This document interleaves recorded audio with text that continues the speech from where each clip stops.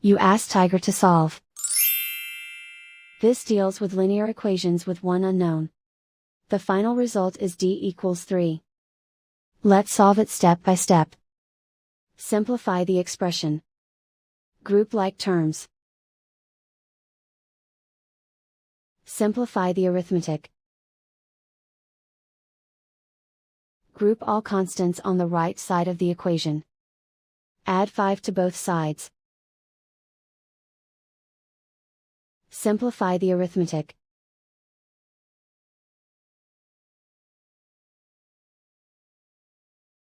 Isolate the d. Divide both sides by 13. Simplify the fraction. Find the greatest common factor of the numerator and denominator. Factor out and cancel the greatest common factor. And so the final result is d equals 3.